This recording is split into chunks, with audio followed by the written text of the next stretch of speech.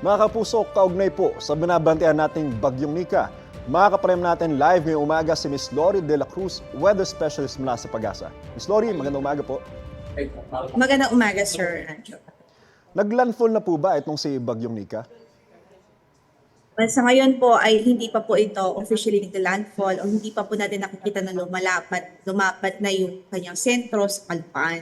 I-expect po natin anumang oras ngayon hanggang 10 a.m. pwede pong mag-landfall na ito between Isabela at Aurora. Northern Luzon lang po ba ang daraanan ng Bagyong Nika at saka malawak din po ba ang kaulupan na dala nito? Well, ang affected po nito is yung Northern Luzon and some parts of Central Luzon. So sila po yung mga lugar na pinaka-maapektuhan ng pagdaan nitong si Bagyong Nika. Kamusta naman po kaya yung magiging lagay ng panahon dito sa Metro Manila?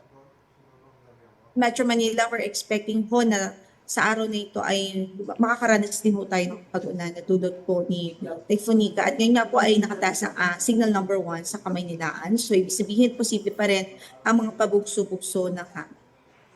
Miss Lori, ito linawin ko lang po, no? Paglabas po nito ni Bagyong Nika, may inaasahan po tayo na bagong bagyong papasok. So inaasahan po ba natin na itong buong linggong ito ay magiging maulan? Malaking bahagi ng Northern at Central Luzon ay inaasahan natin magiging maulan dahil nga po sa passage o pagpasok din ho ng panibagong bagyo at yung Visayas at Mindanao, sila naman po makaranas ng magandang panahon sa susundan.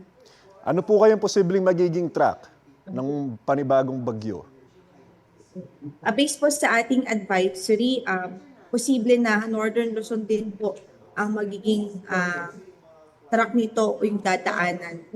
Pero sa akin may uncertainty pa dahil malayo pa po ito at nasa labas pa po ito ng ating area of responsibility. So ang ating advice sa public ay mag-monitor sa mga updates ng Pag-asa o kung sinasabing weather disturbance. Maraming salamat at magandang umaga po. Lori De La Cruz, Weather Specialist mula sa Pag-asa. Ingat po kayo.